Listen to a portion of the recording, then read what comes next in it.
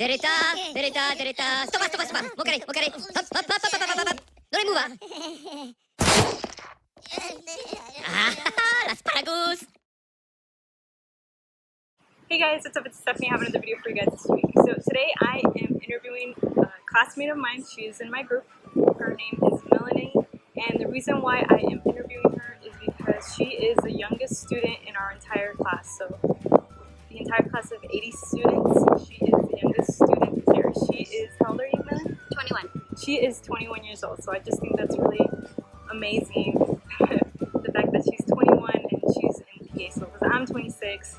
So being 21 and having, been accepted into PA school and already know what you're gonna do, I think it's just fantastic. So, props to her. And she was very grateful to allow me to interview her and ask her some questions. So just a few questions, Melanie. What was your undergraduate degree? So what did you graduate in? I did a biomedical science degree at the same university, so UTRGV, but I was in another campus. So why did you choose to become a physician assistant and not a doctor or a nurse or anything else? So a little bit about me, like before I started off, how everybody starts just shadowing, and just opportunities started opening up for me to be able to, step in and observe different kind of people. So I was able to see, like the physician, I was able to see the nurse practitioner and the PA all in action at different clinics and different settings, and I didn't decide on PA right away, but I knew that it was going to be something medical. So since I was young, I was like trying to get my foot in the door, trying to figure it out. Because I knew whether I wanted to be a doctor or a PA or an MP, I was going to need some kind of medical, like shadowing hours. And so I said, even though I don't know what I'm going to do, I want to be able to have this kind of experience. And so I started shadowing in different places, and I just loved the PA role.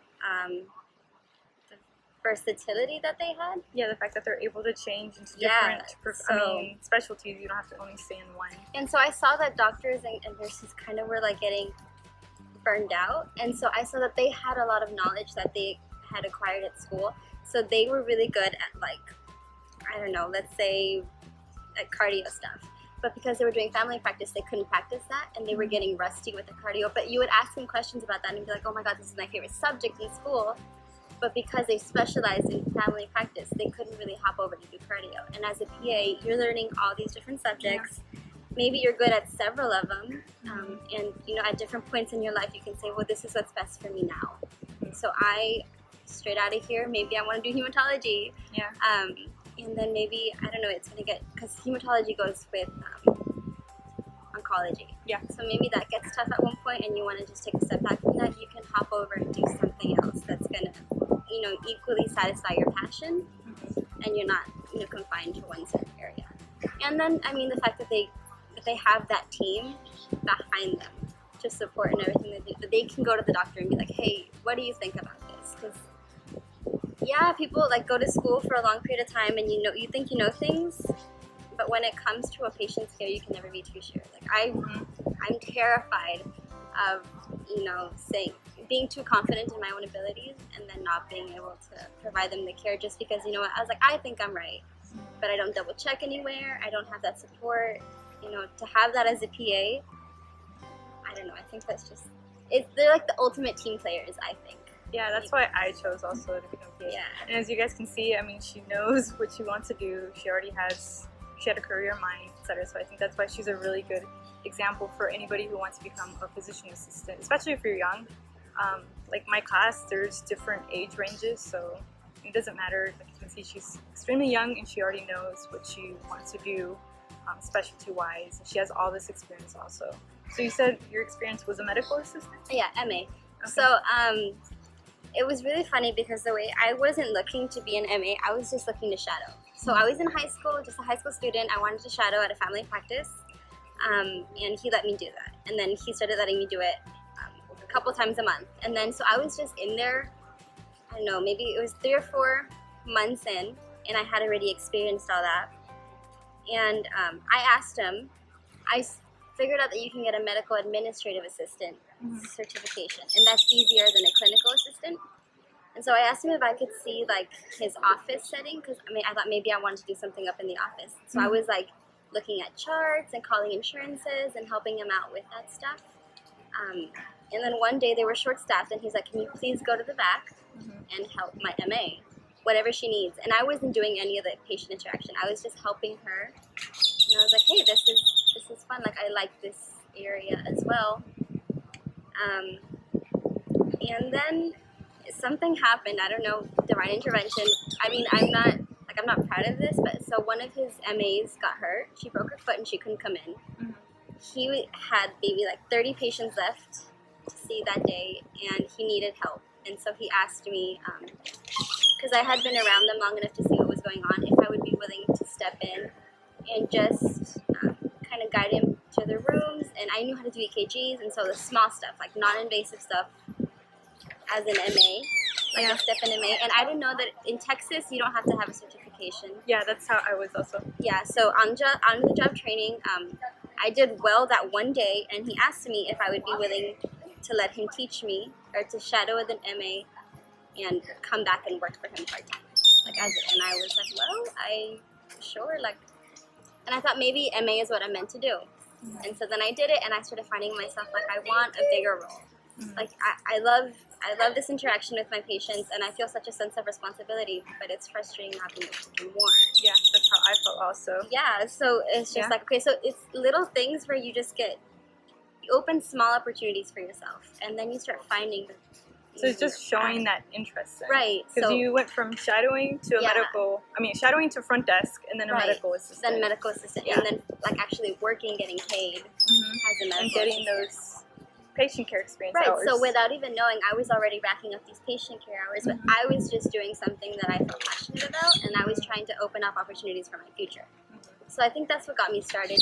That's why I'm here so young. It's just because I was in high school already racking up patient care. I'm really lucky to have been able to do that. I don't think I would have been here like so young. No, but you're in though. Yeah, she's I'm she's the youngest one in the class. Jesus. Yeah, and she's really good at hematology, so that's why we call her a hematologist, because she's really good at that. So you got in your first time then? This was your first application, and then you got in on the first time? Right. So I knew that as a young applicant, I was going to be having to compete with.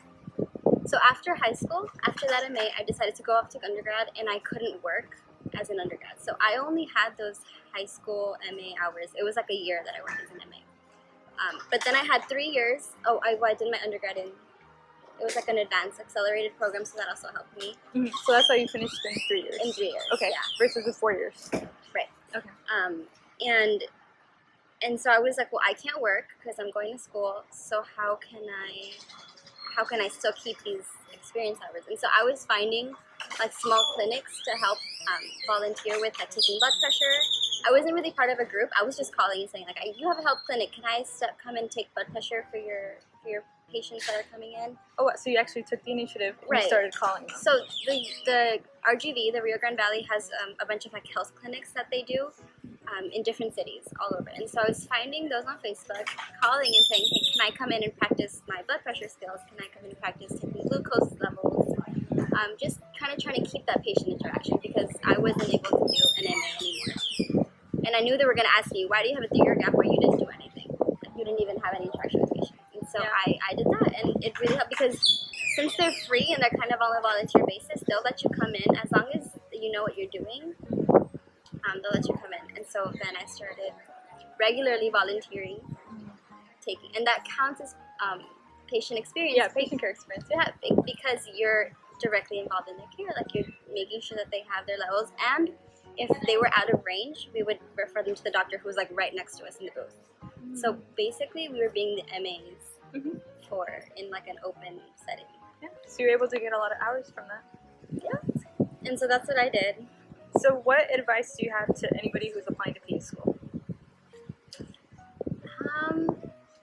I think regardless of like what age you're at, what stage you're in, just find small opportunities that lead you to bigger things. You might think like, oh, well, I don't really want to do that. So you say, I don't know, there's like a phlebotomist opening, and you don't want to do that. You have nothing to do with that. Maybe if you do it for a month or two, and then they'll come and let you know, hey, we have... It's okay. We have another opening, but we know you, we like you, and you work well with us. Maybe you want to like upgrade to that instead, and then you can start doing maybe some kind of tech. So anywhere you go, or if you want, I don't know, if you want a specific job at a hospital, start off asking a shadow. And then once they get to know your face, then you can take the liberty to ask, hey, do you have anything else opening up? Or hey, I'm not certified, but I would love to be trained as an MA. Can you do that for me? And because they know you and you've already been with them, I'm sure they'll be willing to help. So just any opportunity you can find to get your foot in that door, you better take it. Yeah. And also let them know and show your interest that you want to become a physician assistant. So yes, so same as me, I worked front desk and then I was cross-trained to medical assistant without having a certification. Yeah, I didn't know that about you. That's cool. Yeah, so same thing. So like instead of having to spend time going to school, get your certification, also not wasting the money for your certification for medical assistant. So she did it the smart way also. Well, thank you so much, Melanie, for allowing me to interview you. As you can see, she is a very mature individual for her age. So she's a great student in our class, and she's really good at hematology. So I hope her experience helps you guys out. If you have any questions for me, let me know. If you have any questions for her, let me know, and I will ask her